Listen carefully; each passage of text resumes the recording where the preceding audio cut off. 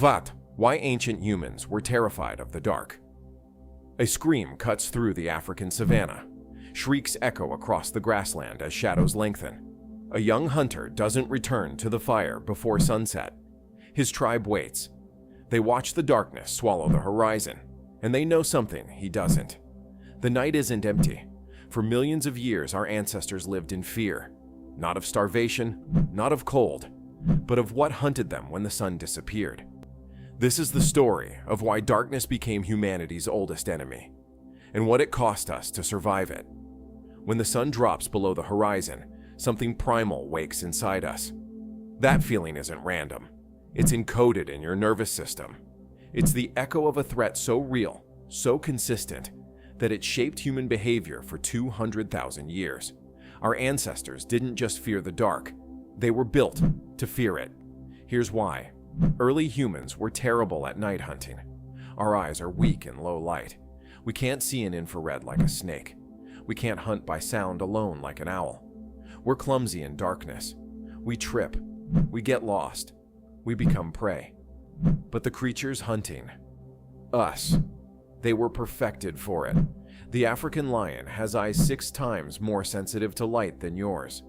A leopard can see in near total darkness. The hyena hunts in packs at night, communicating through calls that freeze the blood. And the saber-toothed cats of the Pleistocene, animals that made lions look small, these were nocturnal apex predators.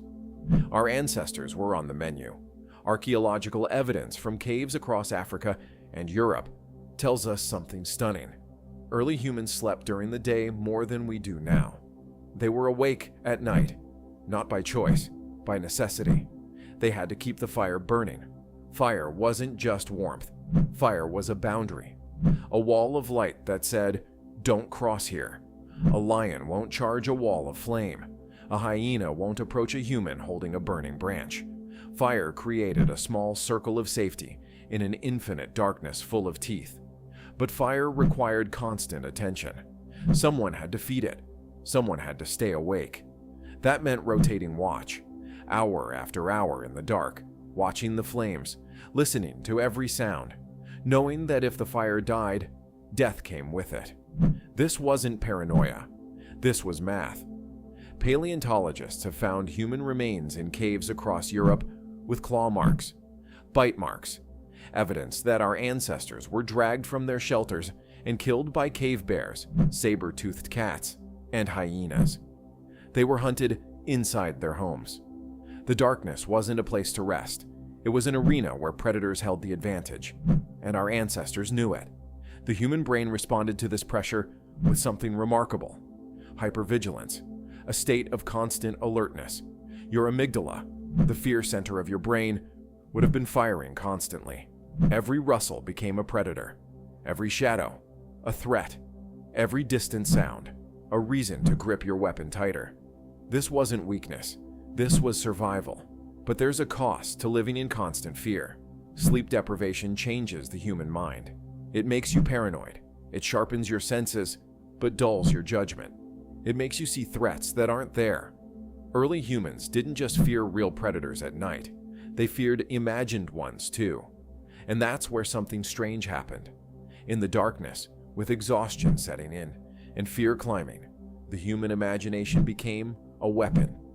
Our ancestors began to see patterns in the dark, shapes, movements, intentions.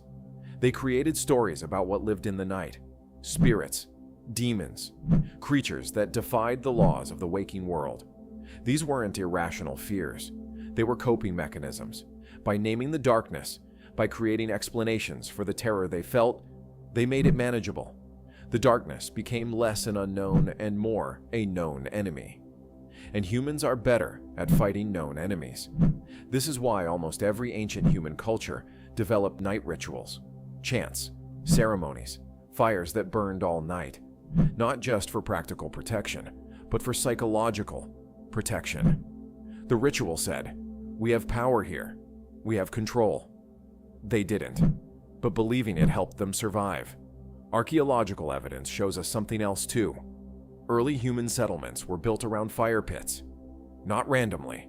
The pits were placed in the center of living spaces, surrounded by sleeping areas.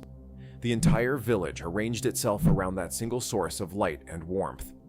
Fire was the center of human civilization, not food storage, not tools. Light. Without fire, there was no community. There was no safety. There was no night.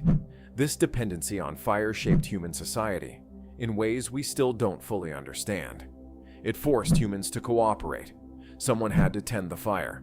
Someone had to gather fuel. Someone had to keep watch. You couldn't survive alone in the dark. Fire made us social creatures. The tribe that kept the best fire survived. The tribe that had the most reliable watch survived. The tribe that worked together at night survived. And the tribe that didn't, they became stories, warnings, evidence in the archaeological record of failure. Natural selection was brutal, and it favored humans who were terrified of the dark. Here's what's remarkable. This fear didn't fade when we invented better lighting. It didn't disappear with electricity. It's still in you, right now. Studies show that humans today have an innate fear of darkness that appears in children without any learned experience. Infants as young as 2 years old show signs of fear in complete darkness.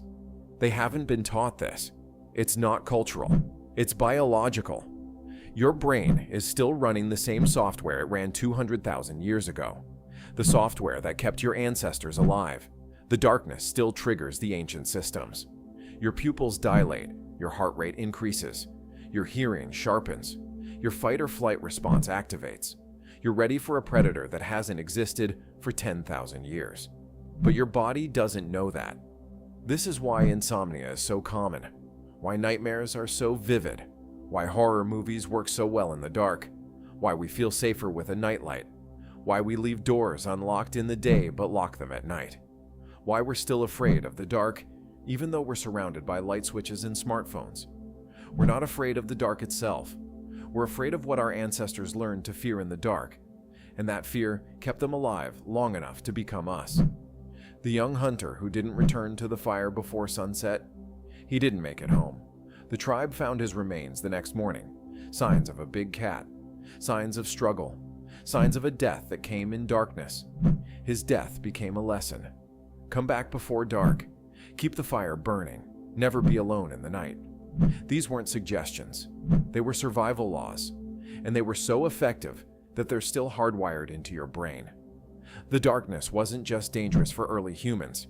It was lethal, and that lethality created a species that would stop at nothing to conquer it. We invented fire. We invented candles. We invented electricity. We invented the light bulb. We literally reshaped civilization around the need to defeat darkness. But deep in your brain, in the ancient structures that evolution built first, you still remember. You still know what lives in the dark. You still feel what your ancestors felt when the sun disappeared and the fire was the only thing between them and oblivion. That fear isn't a flaw. It's a feature. It's the reason you're here. It's the reason we're here. The darkness made us human, and it still owns a piece of your mind.